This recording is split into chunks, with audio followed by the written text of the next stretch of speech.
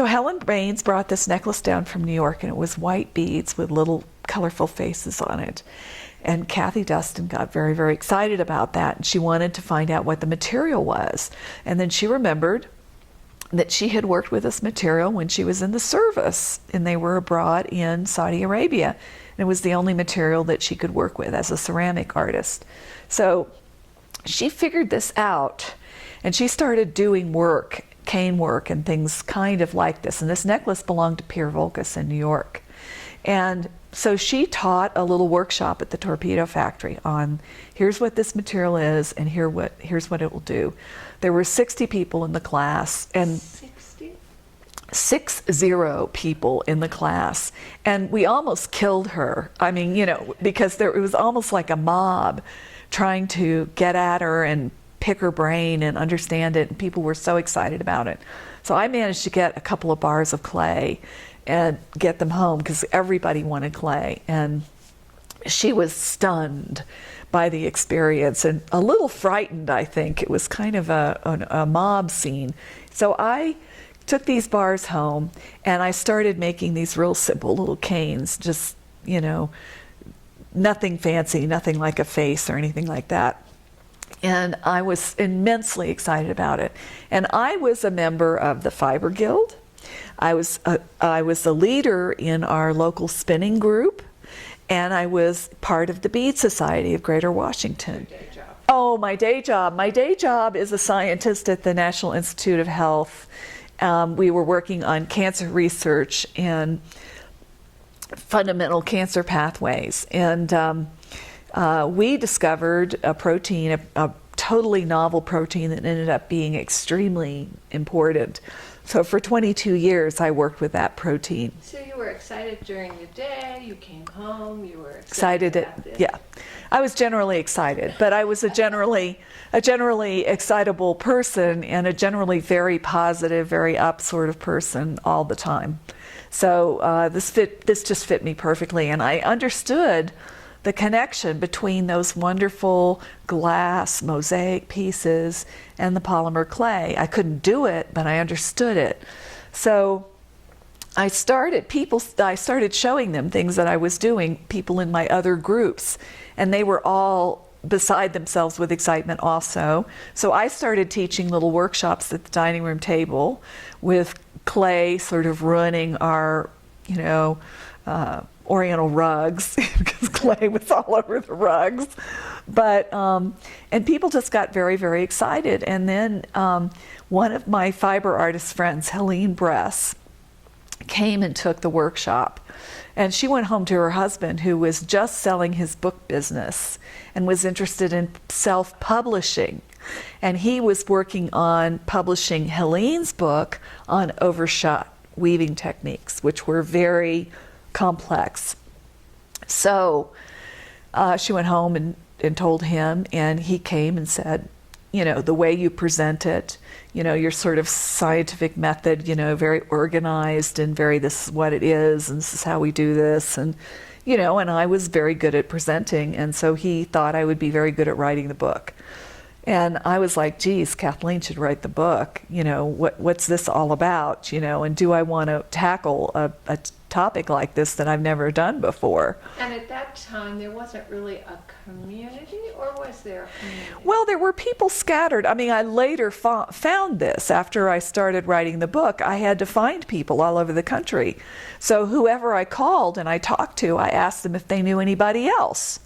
So I did a huge amount of calling and researching in order to assemble the people that were in that book.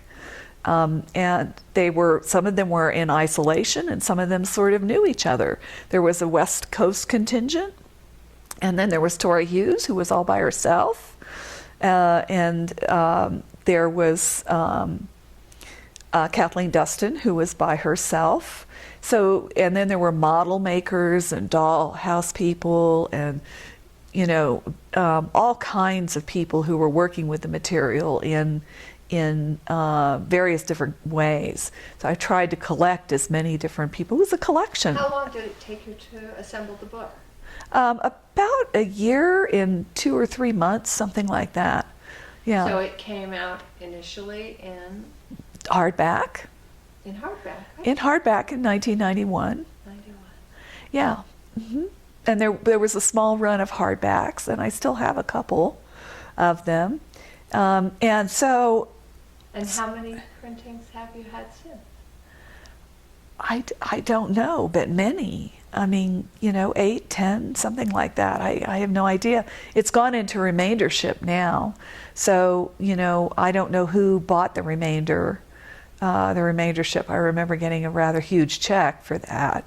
But for 2 years, I made as much money as my job. Is that right? That's right. Yeah. I didn't know that. Yeah, it was pretty shocking. It was pretty amazing. But everybody was shocked. I mean, my publisher was shocked. It made his business because he was able to then fund many other books. I can't remember what my early work was like. I guess I have it. Yeah, I think it was more, I think it's Asian oriented and that sort of thing. I have a lot of collected Asian pieces, and I love Japan. I love all Japan, everything Japan, even pink duckies that are paddle boats around the great old castles. Why is that? What draws you there? I love the contrast of Japan. Japan is... And you visited there? Yes, I visited there with Kazi Mashita, who's a friend of mine, really my best friend. And spent 2 weeks there teaching classes. And what I love about Japan is there's extremes, total extremes. Everywhere you go and everything you do in Japan is total extremes. And I don't know if you've ever watched Japanese films, but there's complete horror, terror, and death, and complete ecstasy, counterbalanced always the same time.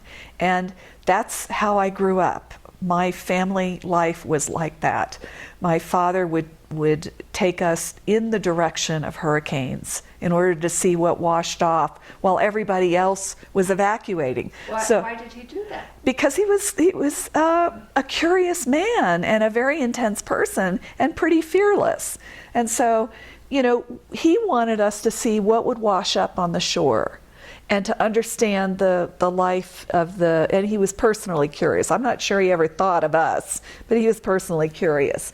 And so we'd be standing braced against the wind, hoping we didn't blow away, terrified, but also fascinated with what we were seeing.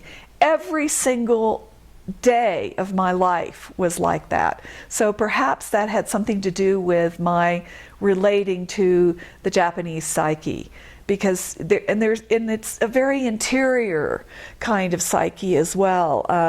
You live your life inside yourself a lot, and I'm essentially a shy person, and so I think I relate to that also, though I don't appear to be. I'm a loner tinkerer type of personality, and I love that very clean aesthetic. I love the wabi-sabi. I love the wobble in everything. It's not quite perfect, not quite.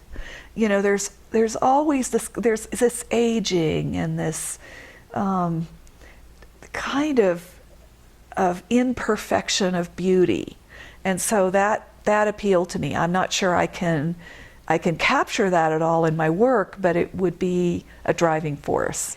And I've spent the last 7 years coping with health problems and being very isolated from people. So it's now like this big Pandora's box has opened, and I want access and connection to people again.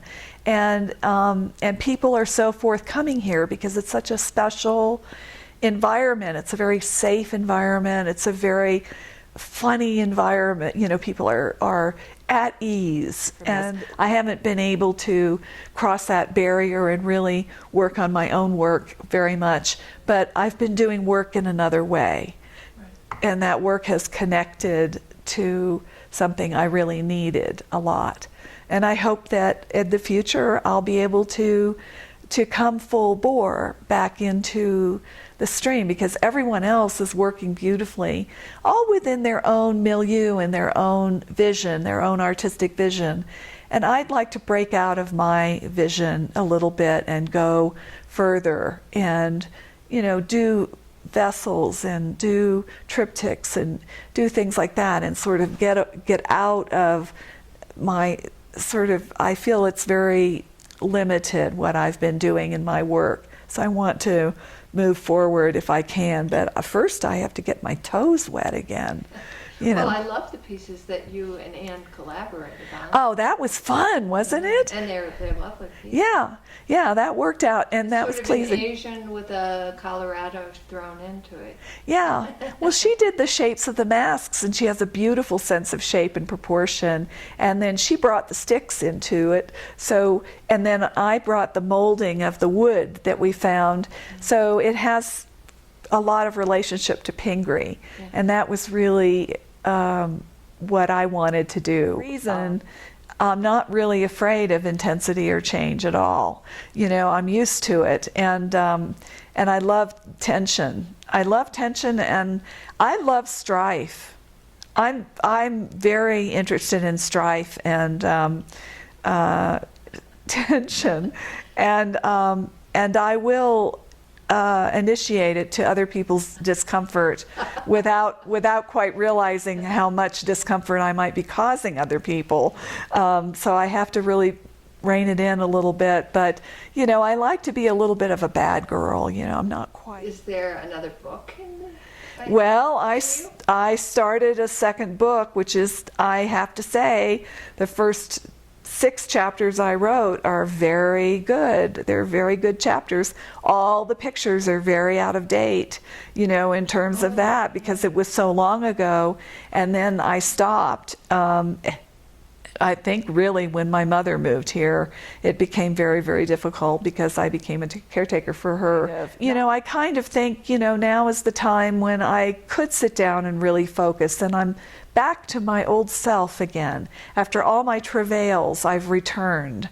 So I really could do that. Then I'm writing poetry, and then my best friend at work, Peter Blumberg, who is totally brilliant, he wants me to write a book for lay people about how science really works,